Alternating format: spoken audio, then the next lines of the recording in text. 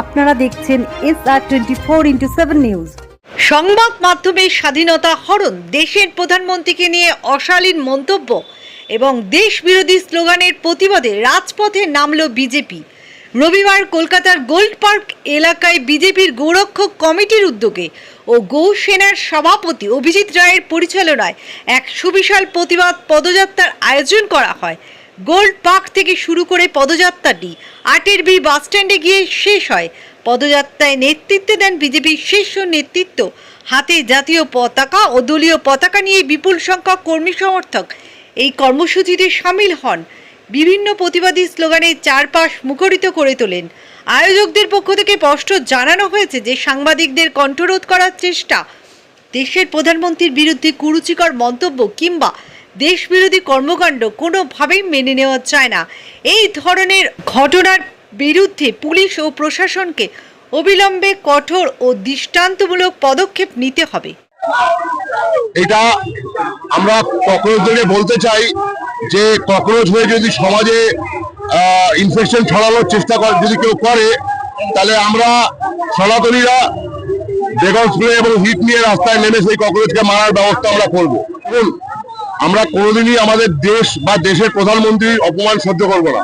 সেটা যদি কেউ করে তার বিরুদ্ধে আমরা সবসময় রুখে দাঁড়াবো। কচি খুকি নাকি কিচ্ছু জানে না, এই কচি খুকির হাতে একটা পোস্টার ধরিয়ে দেওয়া হয়েছিল, সেই পোস্টারটাতে কি লেখা আছে সে উনি জানেন না। তো ওনাকে বলতে চাই যে ওনার হাতে যদি এইভাবে ওনার বাবার একটা ছবি কেউ ধরিয়ে দিত, তাহলে কি উনি এইভাবে ধরে দাঁড়িয়ে থাকতেন? এইরকম আমাদের সমাজে যারা সো কল্ড মানে বলে নিজেদের সেলিব্রিটি বলে সমাজে যেইভাবে নোংরামি ছড়ায়, এদেরকে ইমিডিয়েট বয়কট করতে হবে, এদের স্টেপ নিতে হবে এবং এদেরকে গারদের বেতনে ভরতে হবে। আমার নাম অভিজিৎ রায়, আমি পশ্চিমবঙ্গ গৌরক্ষক সেনার প্রেসিডেন্ট।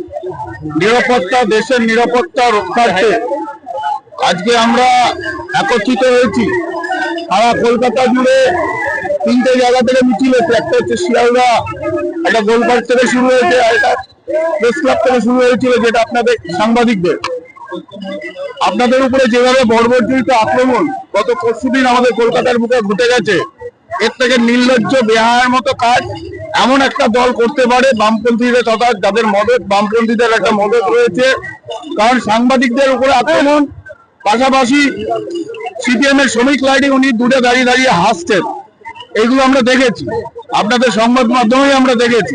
সুতরাং এই যে এই মুহূর্তে যে ককরোচ আন্দোলন, এই ককরোচ আন্দোলনের মূল হোতা, যেটা আমরা পরিষ্কার বলছি, ক্যাপ্ত মাথায় বলছি, এটা একটা জিহাদি শক্তি।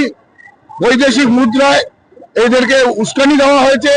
ভারতবর্ষের তথা দেশের যে উন্নতি, আমাদের ডবল ইঞ্জিন সরকার বর্তমানে পশ্চিমবাংলায়, এই ডবল ইঞ্জিন সরকারের উন্নতিকে খর্ব করার জন্য, আটকানোর জন্য বিভিন্ন রকম ভাবে পরিকল্পনা করে এরা একটা উজ্জুতি সৃষ্টি করার চেষ্টা করছে। আমার নাম সুভাষিস কর।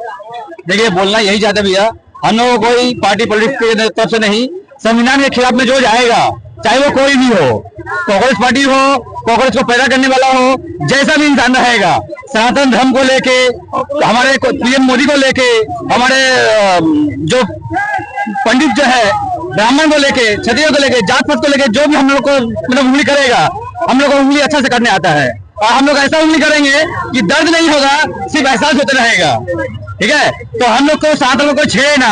सनातन जब बिगड़ता है ना तो किसी का सुनता नहीं है, वो जड़ से भी बड़ा पागल होता है। सनातन धर्म वो धर्म है। मेरा नाम अर्जुन खड़ी, गौ रक्षा का जनरल सेक्रेटरी।